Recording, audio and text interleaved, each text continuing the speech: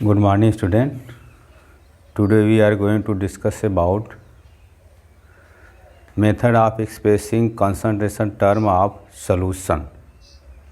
Next, concentration term of solution in normality. Normality represented by capital N. It is defined as number of gram equivalent weight of solute present in 1 liter of solution is known as normality. Normality is defined as number of gram equivalent weight of solute are present in 1 liter of solution is known as normality.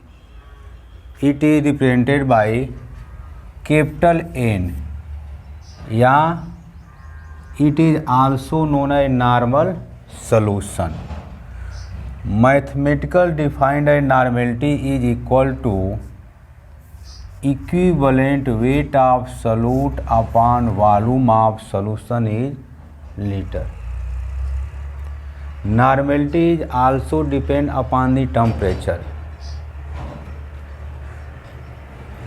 N is equal to EB upon V, where EB is equal to equivalent weight of solute,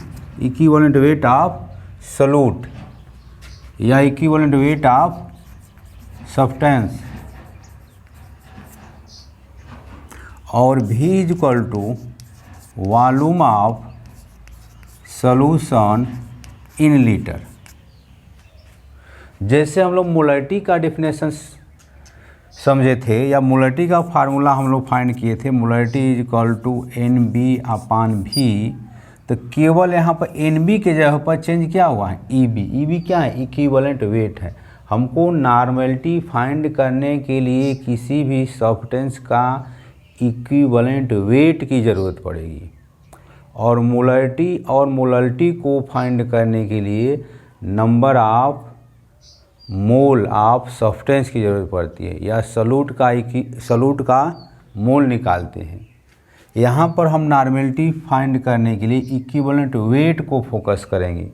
तो किसी भी substance का equivalent weight निकालने के लिए अलग अलग formula होता है. मान लीजिए हमारे पास सब्सटेंस हमारा एसिड है या बेस है या साल्ट है या एलिमेंट है. क्वेश्चन इतना ही से आता है, किसी एसिड या बेस का इक्विवेलेंट वेट निकालने के लिए equivalent weight of acid is equal to molar mass of acid upon basicity.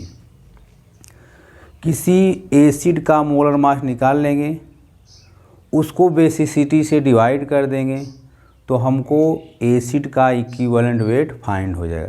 अब यहाँ पर क्वेश्चन अराइज होगा कि बेसिसिटी क्या है.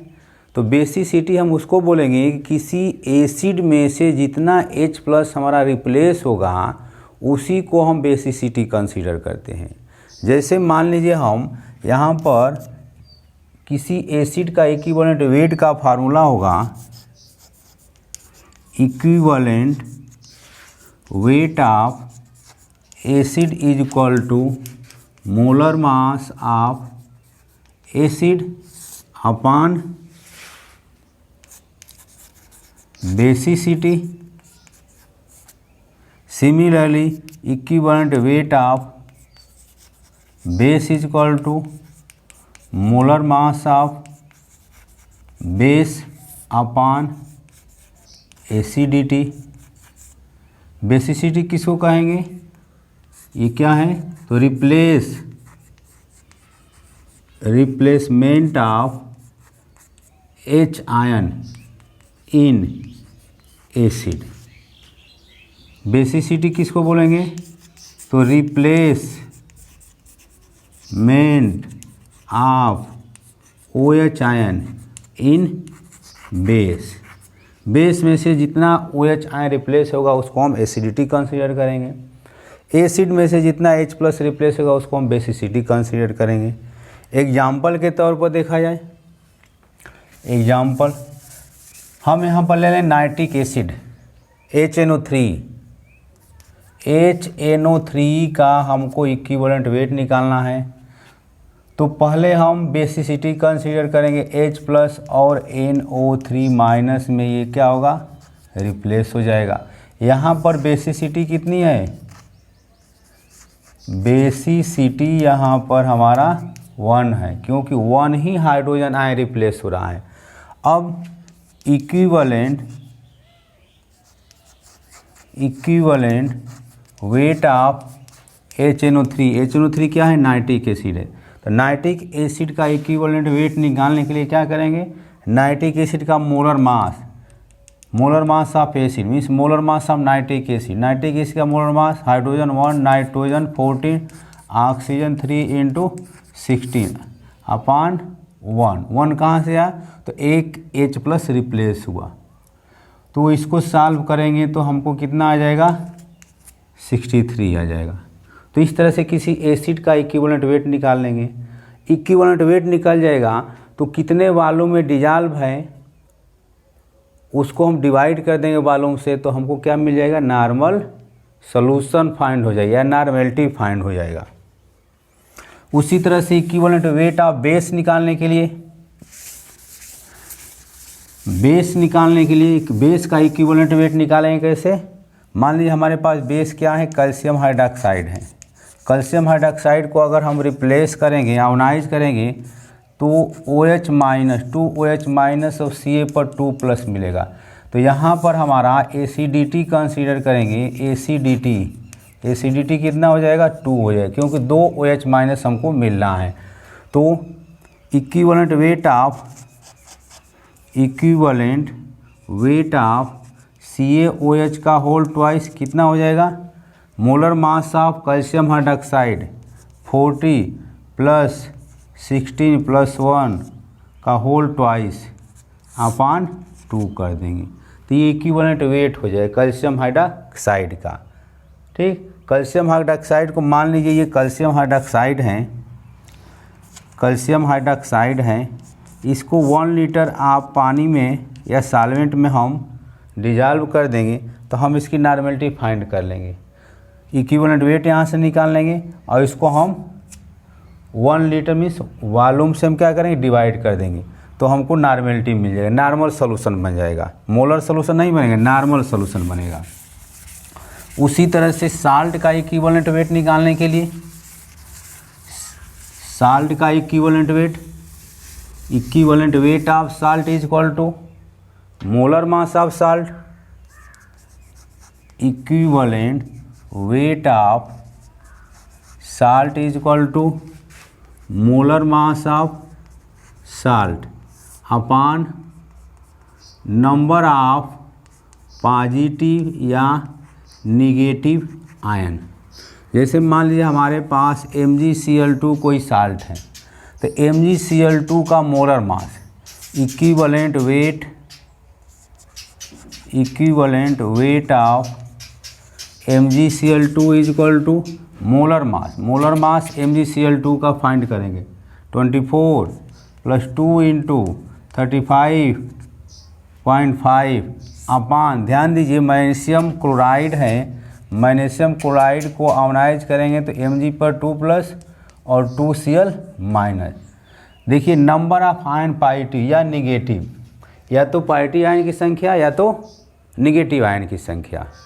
तो पॉजिटिव आयन और निगेटिव आयन की संख्या क्या है, बराबर ही है, तो यहाँ पर 2 रख देंगे। तो इसको जब सॉल्व कर देंगे तो हमको क्या मिलेगा, मैग्नीशियम क्लोराइड का इक्विवेलेंट वेट मिल जाएगा।